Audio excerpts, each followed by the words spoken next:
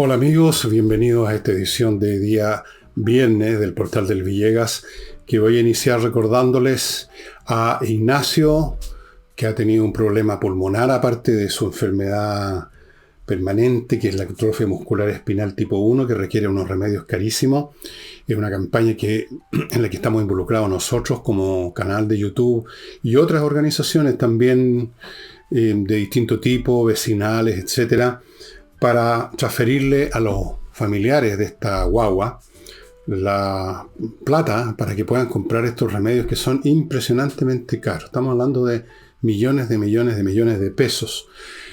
Está saliendo una figura que no sé exactamente cómo se ocupa. Yo no me meto mucho en esto de la internet, no tanto como debiera quizás, pero además debiera estar apareciendo una cuenta corriente del Banco Itaú con el carnet de identidad del papá para que ustedes hagan una transferencia. Yo ayer hice una nueva pequeña transferencia.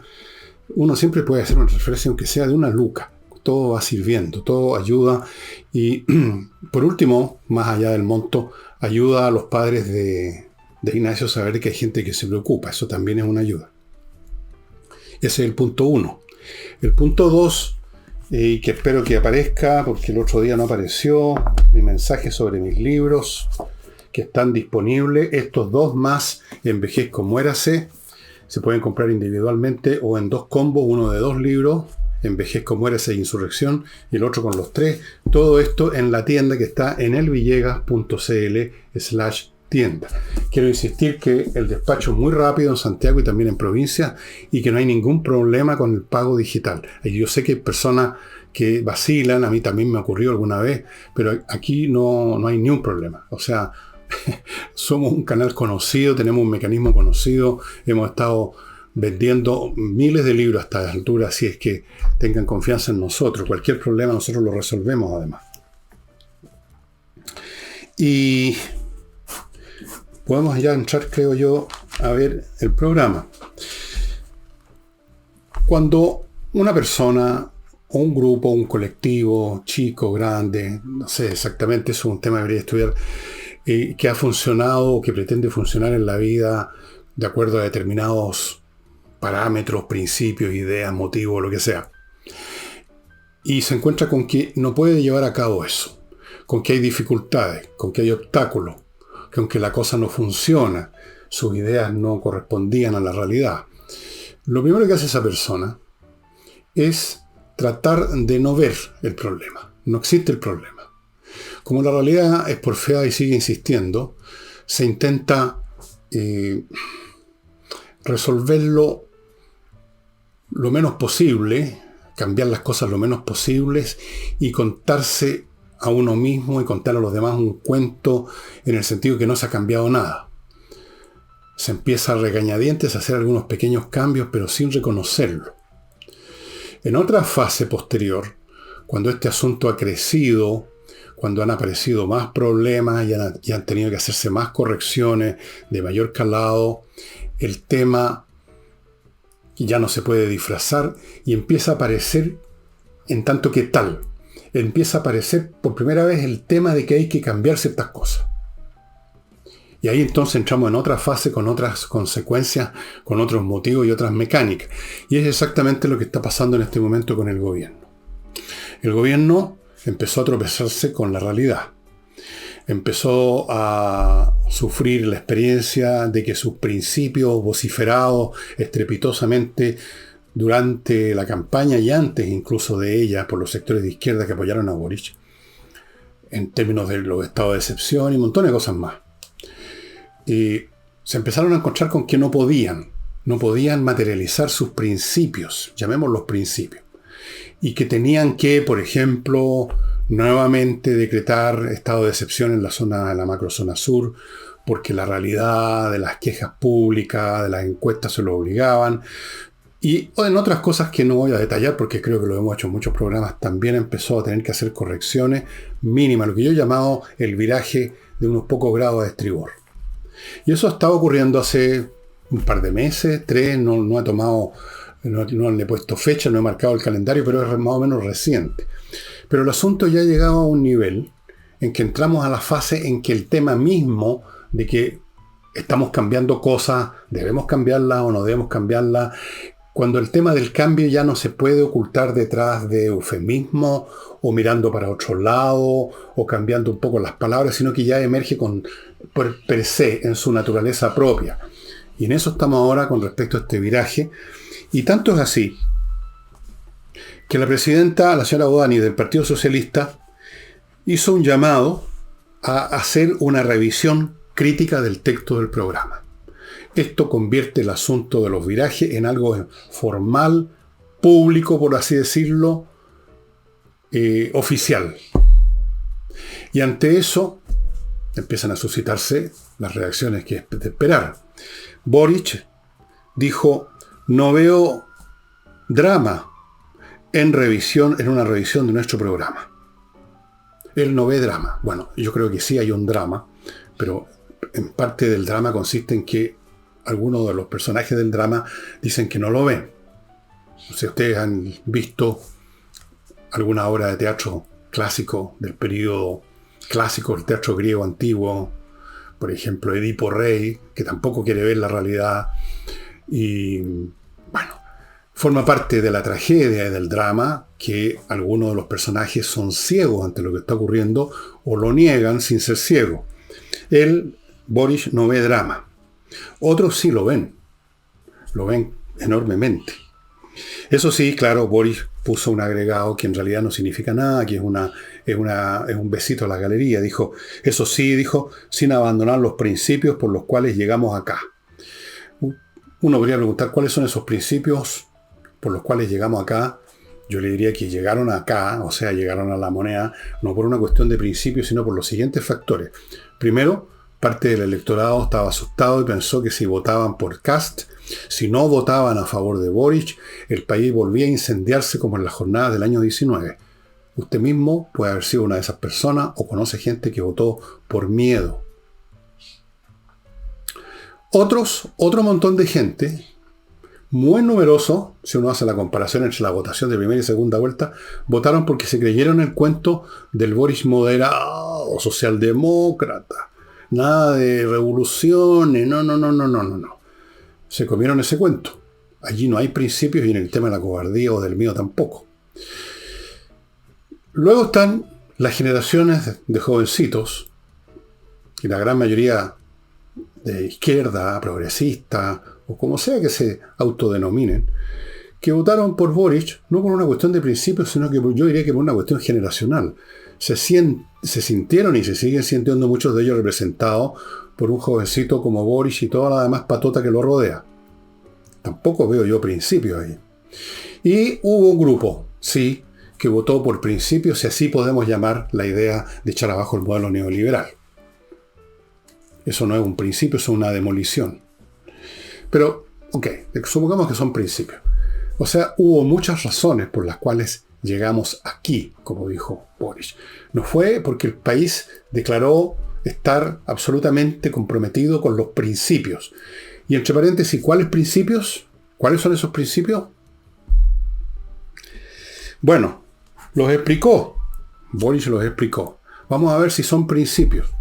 Dijo que uno de estos principios era llegar al estado de bienestar. Eso no es un principio. Eso no es un principio en el sentido que es algo que comienza, sino que es un final que nunca se va a llegar en Chile, tal como van las cosas. Eso no es un principio. Un principio es una concepción ideológica, filosófica, respecto a cómo orientar la conducta, a qué fines se deben perseguir. El estado de bienestar es una cosa concreta, o por lo menos tiene algún grado de concreción. Hay algunos ejemplos que se pueden sacar de lo que se hizo en Europa en algún momento. Eso se está viniendo abajo, dicho sea de paso. Pero en todo caso, el estado de bienestar es un estado de cosas, no un principio. Y por supuesto, un estado de cosas muy utópico, considerando la situación en que está Chile. Desde luego no puede haber un estado de bienestar cuando uno sale a la calle y están volando las balas, cuando no hay seguridad. Agregó distribuir mejor la riqueza. Eso no es un principio, eso es un anhelo o una afirmación muy vaga que no da para principio, porque ¿qué es lo que es distribuir mejor la riqueza? ¿Qué es lo que es mejor la distribución? Es distribuir mejor la riqueza, que todos reciban lo mismo independientemente de los méritos de cada cual, del aporte que hizo para producir esa riqueza. Es una distribución correcta y adecuada, como yo creo que debe ser, el que la riqueza sea exactamente proporcional a lo que uno aporta. Eso me parece que tiene que ver con la justicia. Es una distribución adecuada que siga funcionando un principio de justicia, o sea que no hay igualdad porque no hay igualdad en los aportes, pero con una cierta compensación por razones políticas, qué sé yo, para mantener a la gente más o menos tranquila, a los de abajo, porque ese es el concepto en realidad. Entonces tirémosle un poco para allá. Pero no explicó cuál es su manera de ver esto.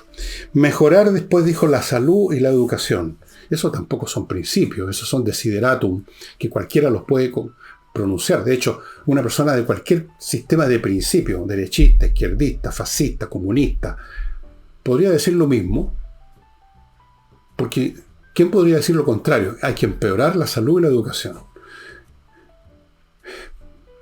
Pero sobre todo, yo no me voy a detener tanto en analizar la falta de concreción, en la falta de sustancia de estas cuestiones, sino que me voy a limitar a decir que en todo caso estos no son principios y que señalan puntos, alcanzables o no, que no tienen ya nada que ver con una agenda revolucionaria.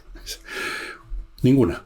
Ninguna de estas cosas tiene que ver con la revolución que estaba en el principio de los tiempos para esta gente, que estaba desde luego en la proposición constitucional que fue rechazada aplastantemente por el pueblo chileno. Allí había un principio revolucionario, los cambios a instituciones completas de la justicia, todo, incluso el territorio, la integridad territorial. Aquí no, estos no son principios.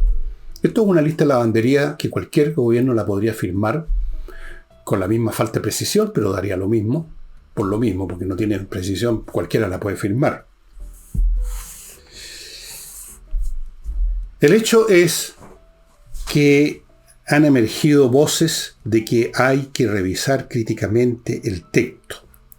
Y eso, estimados amigos, lo están pensando muchos grupos, unos favorablemente y otros negativamente. Están pensando, en otras palabras, en tener una agenda 2.0. Y si están pensando en una agenda 2.0, en un update, es porque la agenda anterior no funcionó, no funciona. Como dije siempre, es inviable. Es inviable hacer una revolución, como se pretendía en el texto de la proposición constitucional. Es inviable hacer eso cuando usted no cuenta con un apoyo masivo, pero enormemente masivo, de la población, y cuando usted no controla las Fuerzas Armadas. Para decirlo bien brutalmente. Todas las revoluciones usted tiene que tener por lo menos una de esas dos cosas. Las revoluciones comunistas en Europa Central después de la Segunda Guerra fueron sobre la base del uso del ejército rojo que iba avanzando hacia Alemania. Acá en Chile, Allende, en el año 70, quiso hacer una revolución con vino tinto y empanada a base de un apoyo electoral masivo que no logró obtener en un grado suficiente. Ganó las elecciones, pero no tuvo nunca el apoyo suficiente y desde luego no tuvo el apoyo de las Fuerzas Armadas, y ya sabemos lo que pasó. Entonces es una agenda inviable. Totalmente, y la realidad, si acaso no lo han querido creer, no lo han querido ver, la realidad se los ha estado demostrando todos los días, con cada proyecto, con cada situación que emerge casi día por día. Y entonces el asunto ya no se podía seguir tratando con eufemismo, con mentiritas, con cantinflada, y emerge en esta fase ya como una realidad que oficialmente se tiene que reconocer, y entonces se habla de una revisión crítica del texto, y el presidente dice que no hay drama en revisar, o sea, está dispuesto a revisar. Naturalmente que en esto todos los revolucionarios van a querer revisar lo menos posible, pero al final, si tratan de hacer alguna cosa como una revisión meramente de puntos y comas, una vez más la realidad se va a encargar de tirarles las orejas, y en todo caso hay grupos dentro del propio área o ámbito progresista que apoyan de un grado u otro al gobierno, que nunca estuvieron de acuerdo con la agenda que estaba expresada en la proposición constitucional y que era la agenda del gobierno, como el propio gobierno lo dijo 1.000.000 de veces. Necesitábamos una nueva constitución para hacer, etcétera, etcétera. Bueno, eso fracasó ya. Eso ya fracasó. Eso necesitan otra cosa. Y en eso están. Vamos a ver qué sale de esto, ¿Qué grado de oposición ofrece a esto los grupos más termocefálicos de la tribu progresista? Vamos a ver la reacción del Partido Comunista, de las distintas facciones del Frente Amplio. Vamos a ir viendo. Pero sin duda que hay fuerzas importantes dentro de ese sector. Yo creo el Partido Socialista, hasta cierto punto lo que quede de la DC, en fin, otros, el PPD, que están por una agenda 2.0 que no se va a separar, no se va a diferenciar mucho de lo que habría sido, del espíritu al menos, de los programas de la época de la Concertación. Y con muy buenas razones. Muy buenas razones. Permítame pasar a mi primer bloque, que lo voy a iniciar con la mueblería Mr. Wood, señor Madera. Muebles de madera, con madera tratada previamente, antes de hacer nada con ella, para que no tengan ni una molécula de agua, cosa muy importante. Luego, bien hechos los muebles, bien hechos los materiales, la construcción, el diseño mecánico de los muebles y bonitos diseños. Ustedes lo están viendo a mi derecha, así que si usted está pensando en cambiar un mueble de comedor, de escritorio, un sofá, alguna cosa, entre primero al sitio de Mr. Wood y eventualmente póngase en contacto con ellos. Probablemente va a encontrar lo que estaba buscando ahí, en Mr. Wood. Continúo con Entrena Inglés, la academia, entrenainglés.com es su dirección en la internet, que tiene cursos online dictados por profesores de inglés, de verdad. O sea, personas que eran profesores de inglés y que están ahora trabajando en esta academia, no que son nombrados profesores de inglés porque están en la academia, eran ya antes profesores de inglés en entrenainglés.com, clases online. Amigos, si usted tiene alguna duda acerca de la calidad de estos cursos, pida una clase demo, se va a convencer. Y no olviden que hay una oferta todavía válida, porque todavía hace calor de verano, plan de verano, 24 clases por 397,000 pesos. Una ganga para salir con una sólida base de inglés. Cualquier consulta, mande un mail a coordinación@entrenainglés.com. Continúo con los .com, esta vez Compre Oro, un sitio donde usted puede hacer exactamente eso, comprar oro en barras, o sea, en lingotes, en monedas, lo mismo con la plata, ambos metales certificados por la Universidad Católica como de un 99,99% de pureza. Ambos metales tienen un valor intrínseco. Ambos metales han sido usados como moneda de cambio, como instrumento de cambio desde la antigüedad más remota. Con eso empieza, diría, el comercio sobre la base de moneda. Y son valores que no se pierden nunca. Pase lo que pase en la bolsa, el oro y la plata, como cosas que son, siguen valiendo lo mismo, siguen habiendo interesados. Usted los puede vender sin momento de necesidad o por lo que sea, y no va a encontrar problemas para encontrar compradores.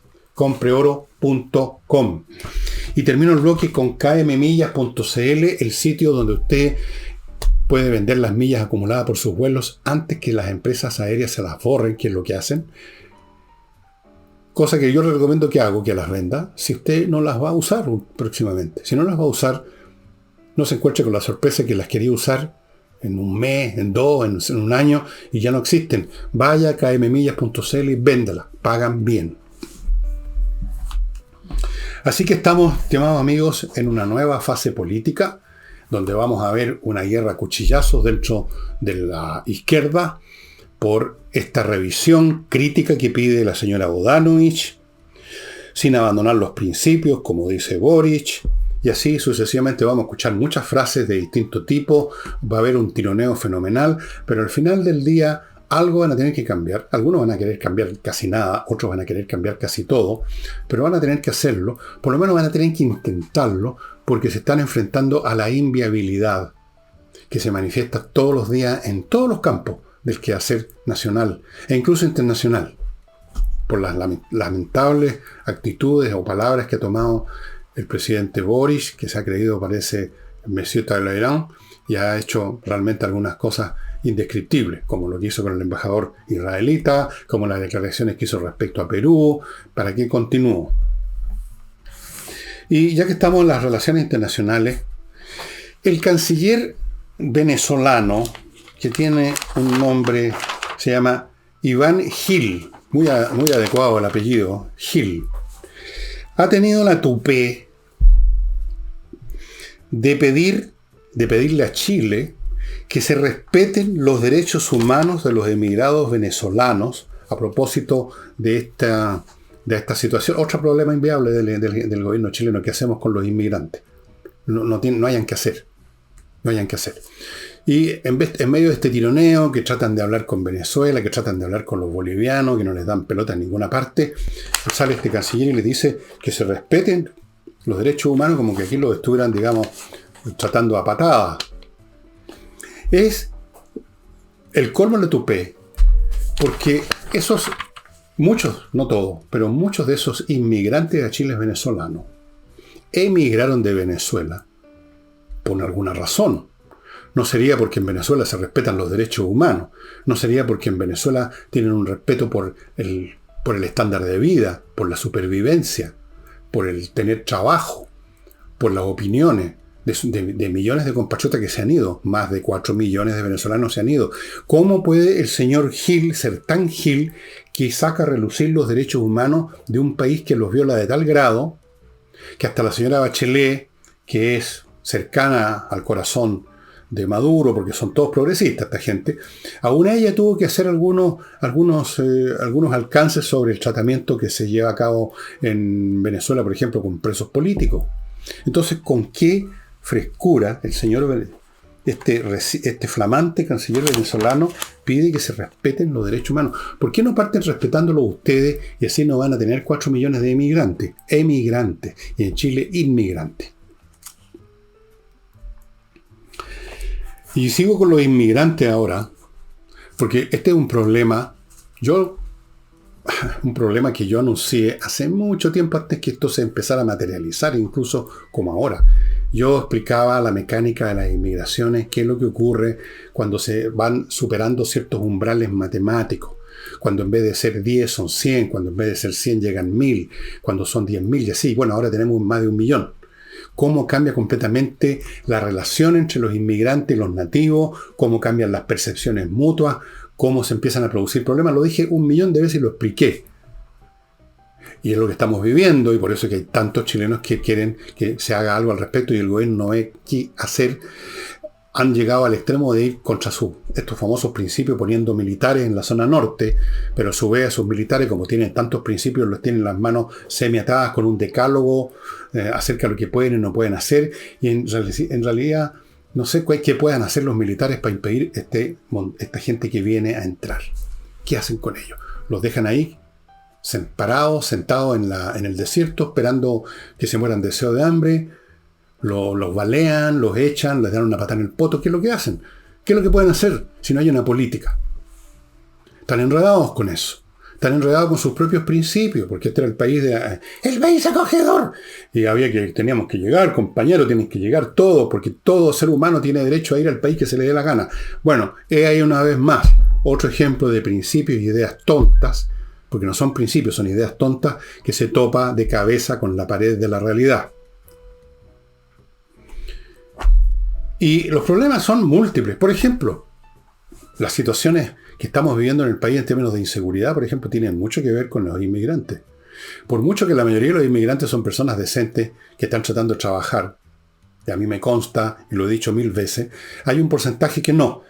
La policía de investigación entró, allanó una casa, después de como 400 denuncias, que estaba tomada y repleta de inmigrantes ilegales, pero eso no es nada. Habían armas, habían drogas, habían narcotraficantes, habían criminales. ¿Cuántas casas más habrán en la misma condición? En puro Santiago. Cientos, miles. Una. La PDI llevó a cabo un operativo en una casa porque habían 400 denuncias. ¿Y qué va a pasar con estos individuos? ¿Ustedes creen que los van a expulsar? ¿A dónde los expulsan? ¿No los quieren recibir en los países que los echaron, que los votaron, que los mandaron para acá, que los dejaron venirse para acá? Ahí está el tema otra vez. ¿Qué se hace con esa gente? O sea, se abrió la caja de Pandora. De hecho, la abrió la señora Bachelet, la mantuvo abierta el señor Piñera, y ahora la sigue manteniendo abierta, y no, aunque quiera cerrarla un poco siquiera, el gobierno de Boris, y se encuentra con que esto es inmanejable. A menos que recurriera a los métodos que recurrió el presidente de Hungría, el señor Orbán, que simplemente no dejó entrar, y si los tipos al otro lado de los alambres de púa, qué sé yo, se fallecían, es problema de ellos, no entran a Hungría. Eso no lo puede hacer este gobierno. No lo va a hacer. Yo no sé qué gobierno lo podría hacer. Yo no sé si se puede hacer. Una vez que se generó esta situación, ¿qué se hace? Bueno, lo mínimo sería al menos filtrar a la gente que está llegando para que no entren los delincuentes, y a eso sí se los puede tratar de cualquier manera. Si son delincuentes que vienen a matar, asesinar. El alcalde de Hospicio estaba, por ejemplo, reclamando ahora que ya se instalaron en su zona mafias como los Maras, como el tren de Aragua, o algo así se llama, creo. Bueno, a esa gente sí que no hay que tener ningún escrúpulo en sacarlos de una manera o de otra, caminando o acostaditos en un cajón. Son criminales y son mucho peores que los de acá. A los otros habrá que, no sé, qué hacer. Algunos se podrán ser devueltos, otros, pero si es que ni en Venezuela ni en Bolivia quieren aceptar esa situación.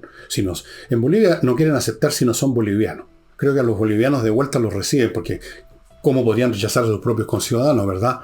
Pero si resulta que fue alguien que pasó por Bolivia, pero venía de Venezuela, pasó por Bolivia para entrar a Chile por un tema geográfico, de eso no se hacen cargo los bolivianos.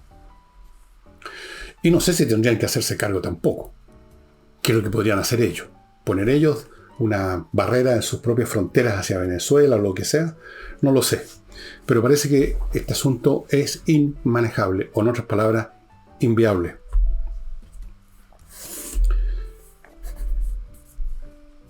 Vamos a otro bloque comercial, amigos, que hace posible este programa, que a usted le gusta. Así que Edisur, la editorial chilena que produce solamente títulos de interés nacional e internacional, ediciones muy bien hechas, a precios muy accesibles, como tantos que les he mostrado yo. Les voy a mostrar de nuevo, yo sé que se los mostré ya hace un par de días, esta colección de 3 libros, una colección que llaman de liderazgo, donde está El arte de la guerra de Sun Tzu, un general chino del año de la cocoa, El príncipe del gran Niccolo Maquiavelo, el primer cientista político, diría yo, de la historia de las ciencias políticas, y el libro de los 5 anillos de un japonés, Miyamoto Musashi.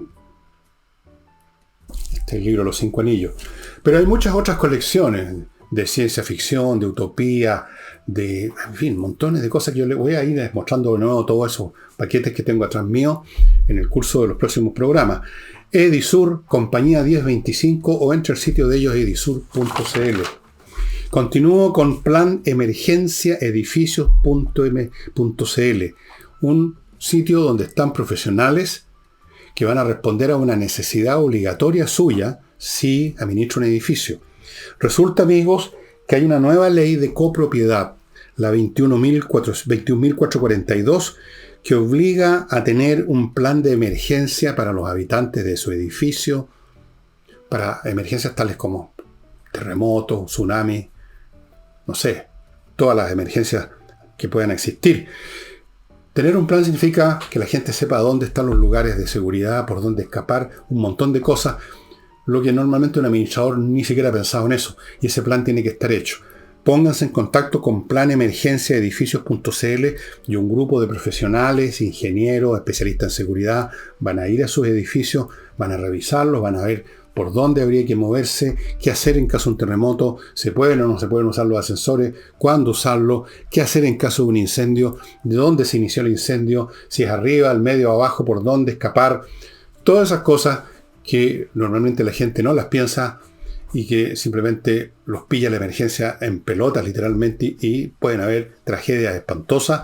Bien, hay que tener un plan de emergencias, y usted lo puede conseguir, un buen plan de emergencias, con esta revisión, chequeo de su edificio, no un plan en general, para su edificio, en planemergenciaedificios.cl. Y continúo este bloque y lo termino con inviertanusa.cl, una empresa que le permite a usted invertir en bienes inmobiliarios en Estados Unidos con todas las facilidades del caso. En primer lugar, va a tener muchas opciones porque ellos tienen un tremendo portafolio de opciones inmobiliarias. Casas, departamentos, terrenos, playas, centros comerciales, lo que usted quiera. En todo el territorio de Estados Unidos, incluyendo Alaska, Hawái, todo Estados Unidos.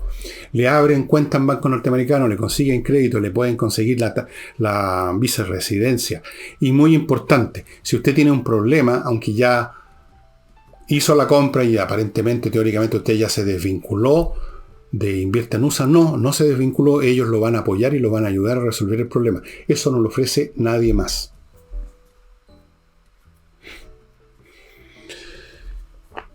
La vocera de la Corte Suprema, doña Ángela Vivanco, a propósito de este temita, que es otro tema muy inviable para el gobierno y muy complicado. Primero estuvieron de brazos cruzados, muy complacientes ante la situación de las ISAPRES, a las que la Corte Suprema les dio un plazo muy perentorio para pagar lo que se consideran excesos de cobro, que termina en mayo, y resulta que las ISAPRES dicen que simplemente van a quebrar en masa con esa situación. El gobierno no le dio pelota al asunto hasta que al final ahora la nueva ministra de Salud, y supongo que otras autoridades están viendo, parece que se dieron en el cachofazo, se pegaron al cachofazo lo que se viene, y quieren plazos. Que se den más plazos para que las ISAPRES puedan subsistir mientras devuelven a los cotizantes esos excesos. Y esto es el momento en que aparece la vocera y les dice: un momentito, si alguien, ojo, entre paréntesis, se fijan ustedes que nadie dice y si el presidente, si tal partido, siempre es algunos o alguien. Si alguien, que ese alguien es el gobierno, obviamente, si alguien quiere pedir una ampliación del plazo, dijo, tendrá que pedirlo como corresponde. Nada de cuestiones de noticias en la prensa, mucho menos telefonazos a la Boric, como hizo la vez anterior, que tuvieron que hacer un tate quieto a la Corte Suprema, de que no se metan en asuntos de la justicia porque es un poder autónomo, independiente. Y ahora la señora Ángela Vivanco les está recordando, se están dando el gustito en la Corte Suprema de recordarle al gobierno que si quieren hacer algo al respecto con los plazos, van a tener que presentar una petición. Y esa petición va a ser llevada a una sala. Y esa sala va a resolver de acuerdo al mérito de la petición. Todo eso les explicó Ángela Vivanco. Este es un mensaje para el señor presidente de la República, por supuesto, para que aprenda de una vez por todas cómo se hacen las cosas, para que se dé cuenta que aquí existe una institucionalidad, que las cosas no se hacen por teléfono. Y esto es una reafirmación más, todos los días vemos una, como les digo, de que el gobierno se tropieza todos los días porque su afán de cambiarlo todo fracasó, y como no puede cambiarlo todo, se tiene que manejar con lo que hay, con la institucionalidad vigente. La institucionalidad vigente dice que la Corte Suprema y en general todo el aparato de la justicia es independiente del gobierno, y si el gobierno quiere algo al respecto, tiene que presentar la petición conforme a la ley. ¿Con qué placer? ¿Con qué placer los personeros del Tribunal Supremo habrán redactado esto, le habrán dicho a Ángela Vivanco que hiciera esta declaración? ¿Cómo lo habrán disfrutado? Y con toda razón, le encuentro toda la razón. A ver si aprende algo, Boris. Hasta, ¿cómo no va a aprender nunca? Por Dios. Ahora, ¿qué va a pasar cuando se presente esta petición formalmente, como dice la Corte Suprema? Posiblemente la Corte Suprema va a dar ese plazo, porque no veo por qué los supremos van a querer que se derrumbe otra institución importante para Chile como son las ISAPRES y producir un efecto económico catastrófico. Y para los chilenos que están, muchos de nosotros, yo y usted probablemente, todos estamos en alguna ISAPRE, casi todos, muchos por lo menos, y nuestra relación con las ISAPRES, si no nos gusta, nos salimos, nos cambiamos, nos parecen bien, nos parecen mal. Bueno, entonces yo no creo que los supremos quieran dejar la tendalada y probablemente van a dar un plazo, pero el gobierno va a tener que hacer todo esto, ponerse en la filita, llevar su papelito, ponerlo en caja para ser tramitado en una sala por la Corte Suprema conforme a la ley como corresponde. Otro golpe más, no muy grande, otro golpe más de la realidad a estos jóvenes, no voy a decir imberbes porque de lo único que abundan es en barba, es el uniforme de ellos, el uniforme piloso de los revolucionarios, la barba y el bigote. Es infalible. Otra lección a estos jovencitos, a estos Boric, a estos Vallejo, a estos Ahumada, a estos Jackson y a todo ese elenco enorme que atiborró el Estado, de que las cosas se tienen que hacer conforme a la ley, o si no, quedan ahí marcando ocupado nomás. Mientras tanto, el señor canciller von Claveren, que es un hombre de carrera, que sustituyó a la señora Urrejola, que en alguna medida importante pagó los platos rotos por los desatinos de su presidente, el señor von Claveren está diciendo que se va a reunir en Santo Domingo, no me acuerdo, no sé por qué diablos van a Santo Domingo, pero se reúnen ahí, se va a reunir con los correspondientes autoridades de Venezuela y Bolivia para, abro comillas, expresar la preocupación del gobierno de Chile por el tema de la inmigración. Y agregó von Claveren, el presidente nos ha dado el mandato de, y aquí viene el verbo favorito, fortalecer los contactos con los países involucrados. ¿Qué significa toda esta fraseología? Nada. Fortalecer los contactos con los países involucrados, sea Venezuela y Bolivia. Fortalecer los contactos. Y aquí no se trata de fortalecer los contactos. Aquí se trata de lograr algo, pero que no es lograble. Ni Bolivia ni Venezuela van a resolverle el problema a Chile de los inmigrantes que llegan acá. Así que el fortalecimiento que pueda llevar a cabo el señor von Claveren yendo a chupar cócteles interminables con las autoridades de Venezuela y de Bolivia, fortaleciendo los brindis, los abrazos, serán los contactos, no van a llevar a ninguna parte. Esto es bla bla diplomático. Fortalecer los contactos con los países involucrados. A ver, hagamos un pequeño examen operacional de las cosas. Dejemos de lado la palabrería cantinflera. ¿Qué debería hacer Venezuela que no va a hacer? Recibir de vuelta a miles y miles, porque son miles, no son 3 o 4 personas, miles de tipos que llegan acá y que el país no los quiere recibir por cualquier razón. No lo va a hacer Venezuela. No lo va a hacer. ¿Y qué va a pasar con estas personas que se fueron de Venezuela porque no querían estar en Venezuela? ¿Van a volver a salir? ¿O no van a querer ir? Va a ser... Eso es inmanejable. Yo diría que es inmanejable para los venezolanos también, para el gobierno venezolano. ¿Qué hace con este problema que se origina en la situación que se vive en Venezuela, en el gobierno que tiene Venezuela, en la hambruna que se vive en Venezuela? ¿Qué se hace? ¿Los van a recibir para qué? ¿Recibirían un problema? ¿Van a querer recibir ese paquete? No. Chile, por su parte, ¿qué va a hacer con estos inmigrantes, con estas masas que llegan a la frontera? Como dije antes, ¿los va a dejar afuera una alambrada como hicieron en Hungría? ¿Les va a disparar? No, ¿no es cierto? Van a seguir entrando. Incluso si se llega a la medida de por lo menos filtrar a los delincuentes, que ya sería una cosa importante pero que no se ha hecho, y la prueba está en lo que les contaba, que entran en una casa, la policía de investigaciones y encuentran narcotraficantes de otros países. Aunque se hiciera eso, igual tendríamos el problema, porque estas personas que vienen, personas honestas, la mayoría de ellos que quieren trabajar, resulta que hay un límite de trabajo disponible. El país no les puede dar a todos salud, educación y todas esas cosas. Entonces tampoco les puede dar vivienda, y entonces empiezan a aparecer las tiendas, y empiezan a aparecer los campamentos por todos lados, y el país sigue convirtiéndose en lo que ya se está convirtiendo. O sea, un país como un país fallido de africano. Es un problema inmanejable y el señor von Claveren no va a lograr absolutamente nada. Nada sustantivo. Nada. A lo mejor vamos a poder hacer que se regresen 100 personas, pero aquí estamos ya a un nivel de millones, o al menos de cientos de miles. Esto es inmanejable. Ya se abrió la caja de Pandora y salieron todos los horrores de esa caja y no hay forma de volverlos a meter. Usted ha tratado de volver a meter en el tubo pasta de dientes la pasta de dientes que sacó. Es imposible, ¿verdad? Es imposible. Es lo mismo.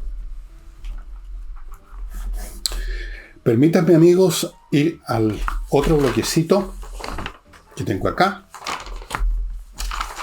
lifebalancechile.com. Amigos, les recomiendo, si ustedes quieren estar en un mejor estado físico, bajar los kilos, no sentir que si suben una escala se te están desfalleciendo, como le pasa a vuestro servidor, porque estoy muy pasado de peso, pónganse en contacto con lifebalancechile.com. Es una empresa única en su género.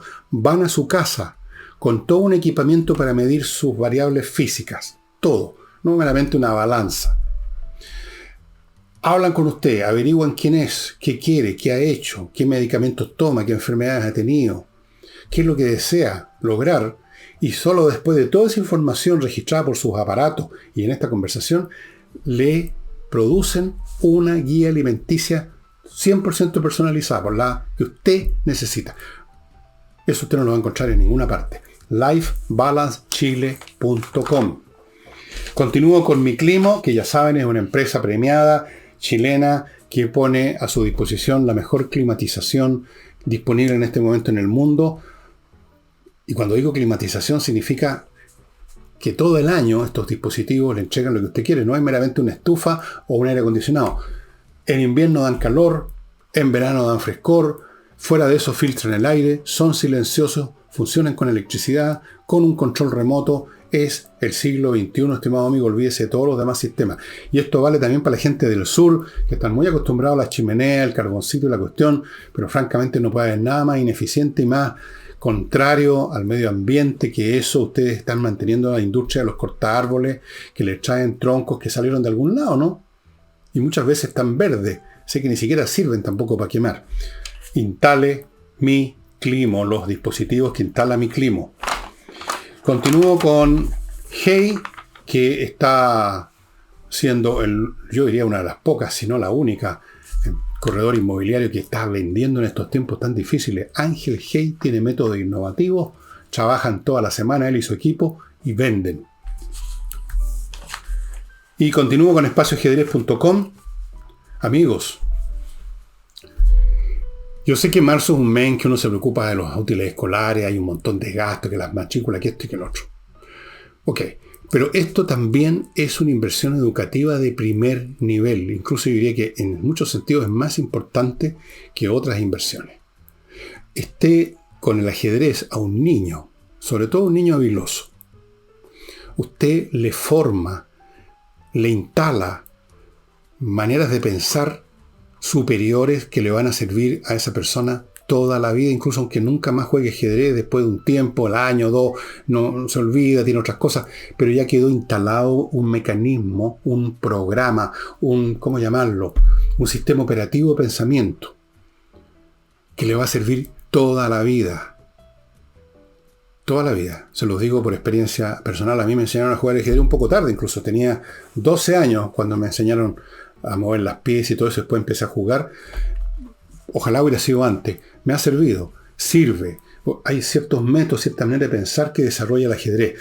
Por eso que yo le recomiendo que entre a espacioajedrez.com, lo vea como una inversión educativa para sus niños, sus sobrinos, y inscríbase para estos cursos que son en directo vía Zoom, una vez a la semana, vía Zoom. Este bloque con González y compañía, un bufete de abogados dedicado a temas penales.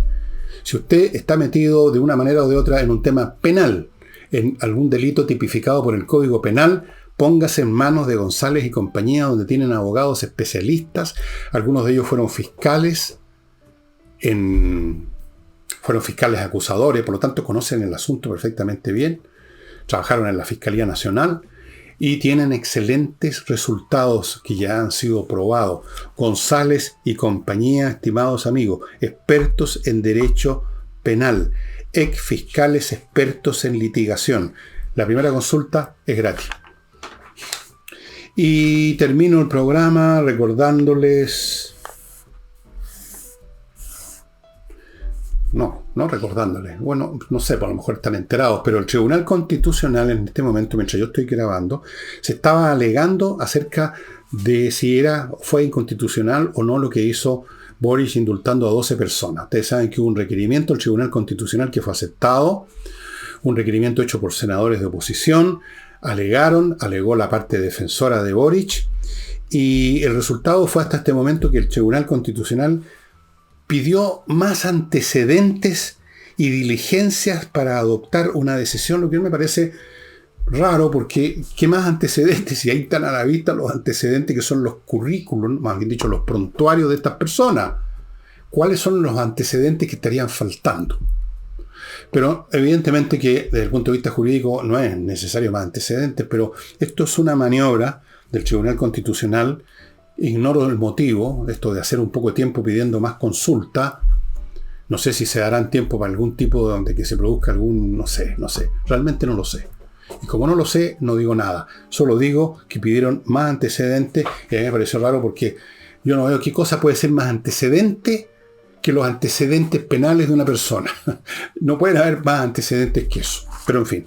Y antes de irme les voy a recomendar, a propósito de las locuras que vemos en nuestro país, y en otros países también todo el tiempo, las locuras de los gobernantes, este libro que también es de la Bárbara Tuchman, que ayer les recomendé un libro de ella, Un espejo distante. Esto se llama La marcha de la locura. ¿En qué consiste? Bueno, dice aquí que la historiadora se hace cargo de la permanente presencia a través de las edades, de los tiempos, de la locura en los gobiernos.